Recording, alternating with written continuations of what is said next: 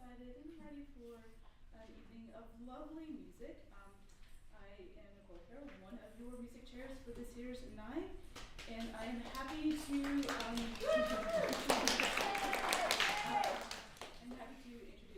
Palle Dahlstedt in his solo concert. So this concert was meant to have two composers. Heloise essentially got stuck in the States. Because I'm fucking drunk. Being an international I can say that in the as someone States. who's unaffiliated with the conference.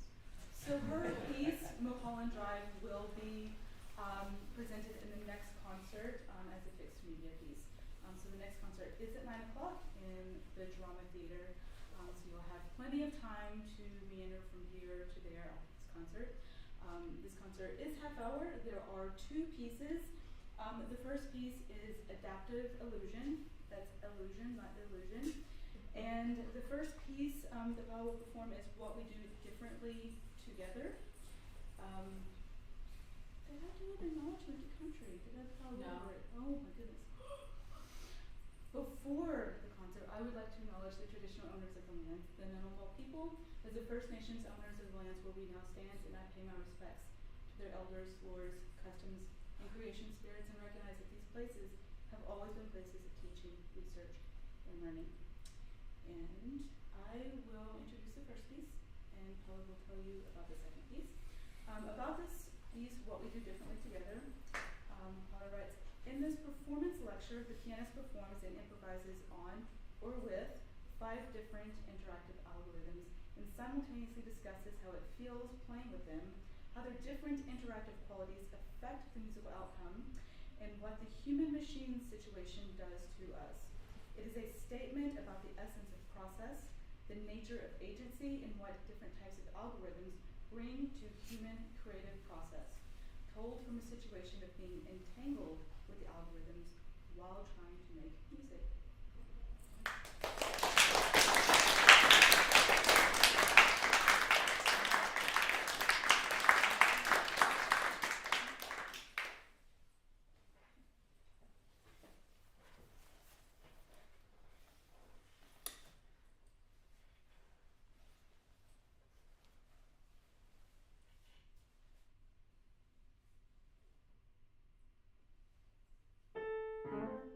Creativity, to me,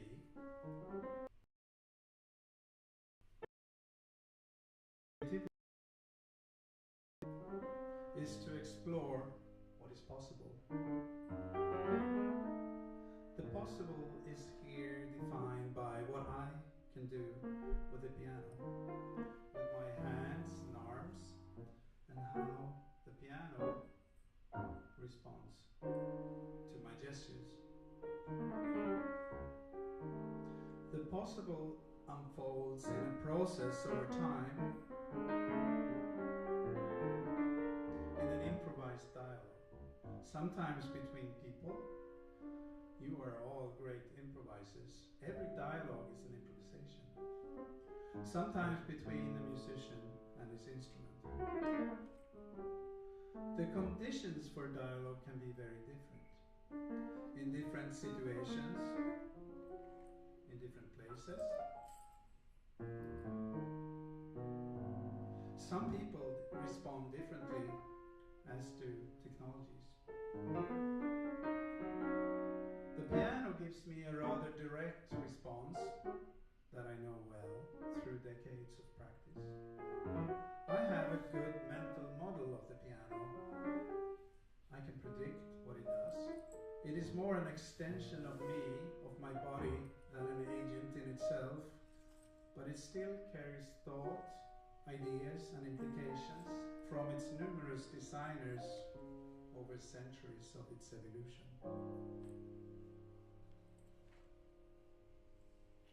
But what happens if we alter the conditions for the dialogue?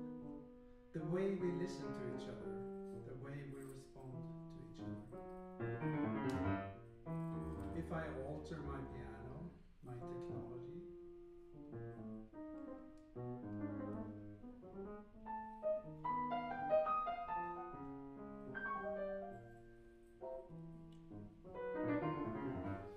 now I play with a delayed copy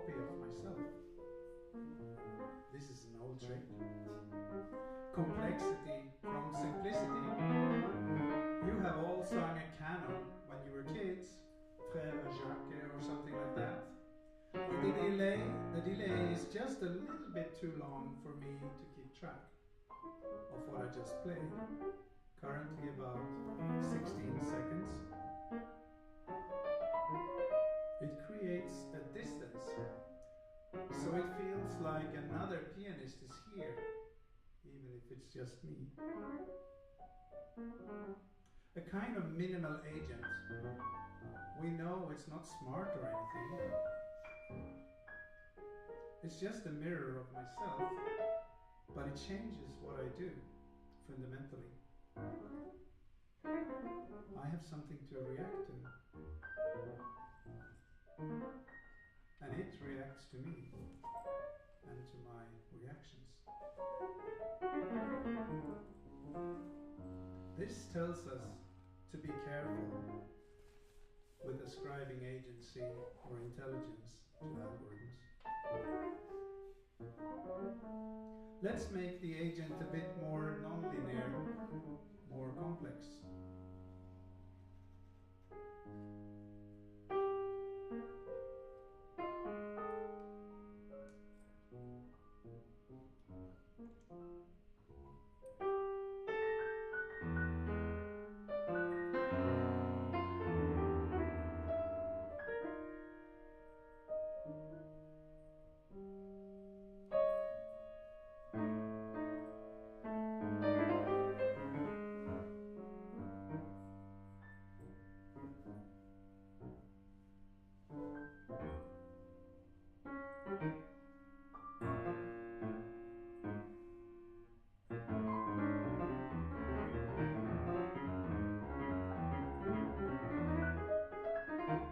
Here my playing interacts with 4 virtual pianists.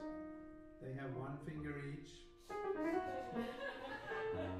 Anything I do changes what they do. It changes the conditions of their dialogue.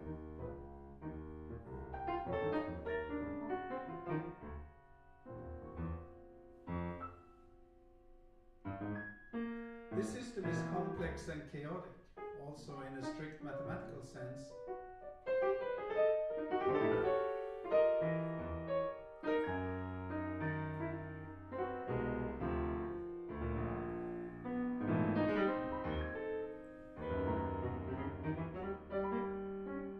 But it's not at all random, only complex, even unstable at times.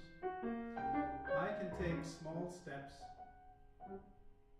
and observe the consequences. But the fact is, I don't understand the rules, even if I wrote them. Or rather, the rules are so complex that I cannot predict their consequences. I will have to try and listen.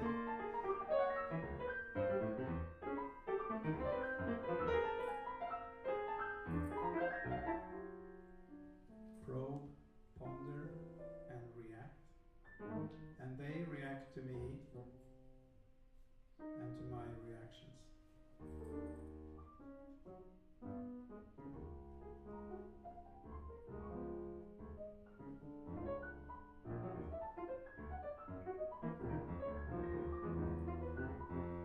We can try a similar thing.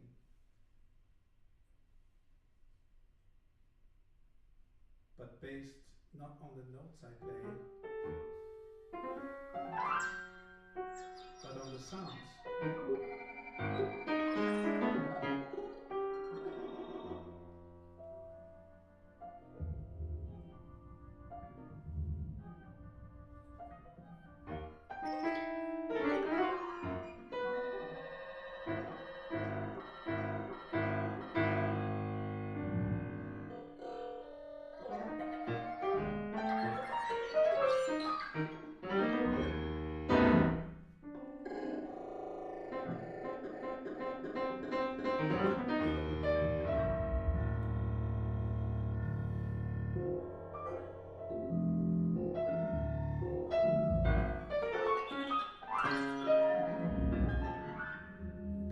You can hear that the loops and noises actually come from what I just played. It records me, plays it back, controlled by the keys I press. I react to what I hear. It reacts to me and to my reactions.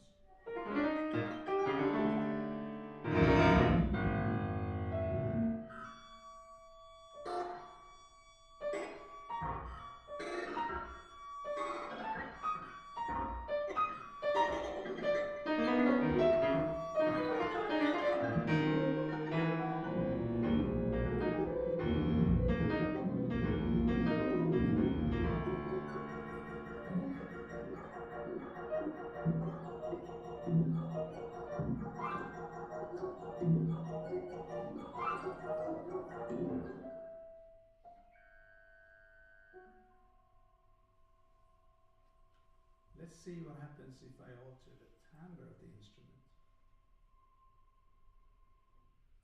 letting the acoustic instrument play on virtual strings.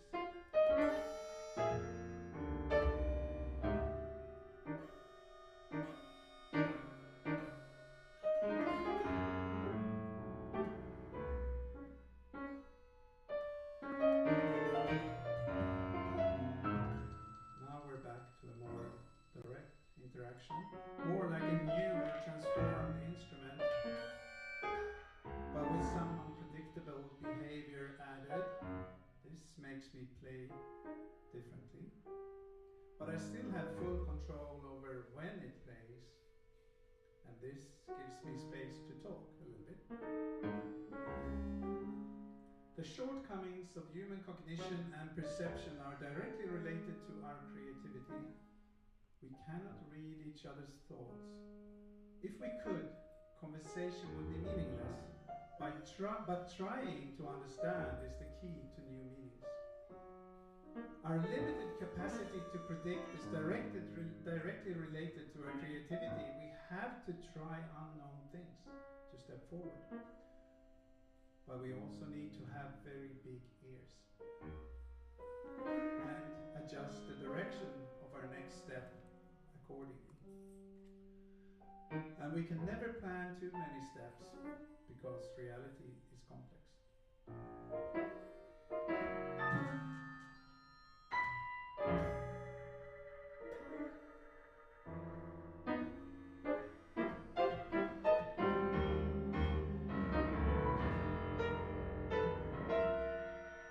Improvisation is like life. There is no script, only different modes of interaction.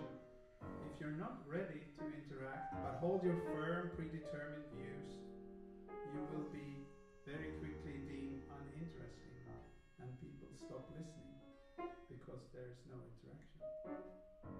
This is also valid for algorithms, for artificial agents.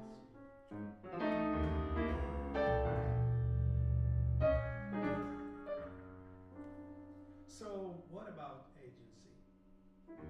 What is the minimal complexity required for perceived agency within the algorithm? That is, for us to think that the computer is smart. We've seen a few examples, but they're really quite simple. Maybe this is just you and me, ascribing agency to the algorithms based on our own shortcomings, our brain's computational limitations. Finally, let's look at a very simple machine learning.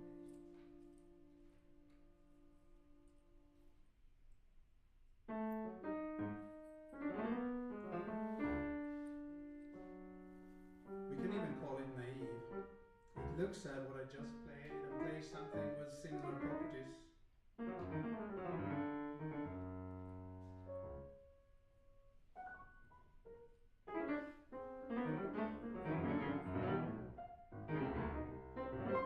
I can learn how it works,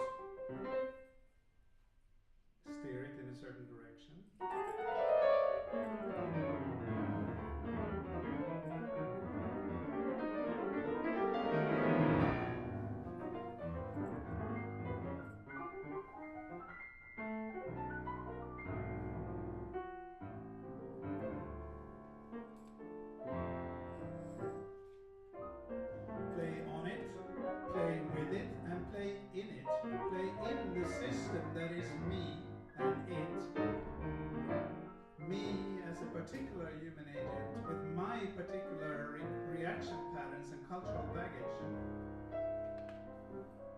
this particular artificial agent, a piece of software really, with its particular reaction patterns.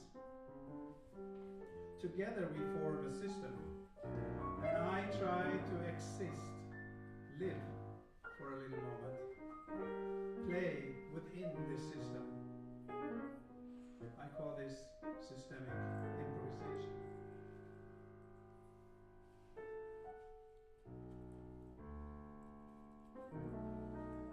You have now heard a human agent interact with some very, very simple artificial agents. In interaction with such artificial agents, complexity takes off right away in spite of the underlying simplicity. As it does not just add a technological spice, it changes our own behavior. Through interaction, new possibilities open up, we mirror ourselves and our agency in it, we do differently, we make differently, we play differently, we become a system together. A human plus technology system where 1 + 1 is much different from 2. So it's not about what technology does by itself or what it adds to what we are doing. It's about what it makes us do differently together. It's about what it makes us do differently together. Thank you.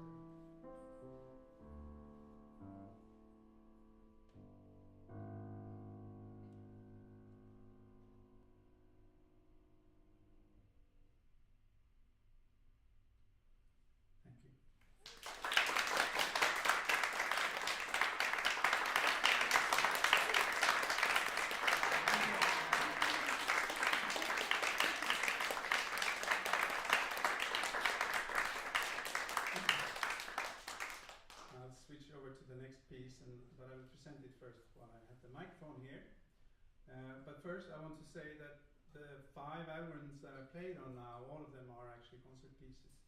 And 3 of them have been performed at NIME, and there are 9 papers about them. So 2 of them I played, me and John Tilbury played them on 2 grand pianos at NIME in London 2014, and 1 is a part of a piece, a concert piece I performed and presented in Baton Rouge in 2015, and the others have been in other concerts. And I use them as examples here. The script is available in the PDF actually, in the proceedings, if you want to read the text again. The notes are always different, because it's actually improvisation. The next piece is called Adaptive Elusion, which is a stupid name. I tried to make a machine learning agent that would elude what I'm doing, but I failed. It's very hard to do that actually, I noticed. So it's more me eluding it. And it's an example, it's a newer example, it's half a year old. An example of this kind of minimal algorithms. I have a current research project called Entangled Musicianship and Minimal Algorithms. And I want to point out that it was called Entangled Musicianship before I saw this conference call. I wrote the project application 3 years ago, so promise. So basically, how small can algorithms be, and we still feel it like there's somebody there. So this next machine learning agent, in the daily speak we call it AI, but it's really a simple machine learning. It's also one of these agency mirrors, and it's very, very small, and it's empty when I start. It's untrained, and my only way of interacting with it is by training it live, and everything I do trains it. I can't avoid that. And it also has forgetting in it, the hypothesis being that, if I play with something that's trained on all music that's made in all of human history and all the internet, my impact is rather small proportionally. So I prefer to play with something that is smaller than me, maybe, and works as a mirror, and I have a larger sense of agency than when writing 5 words to a huge monster that gives me something that's not very personal. That's the idea. So give me 1 minute to start another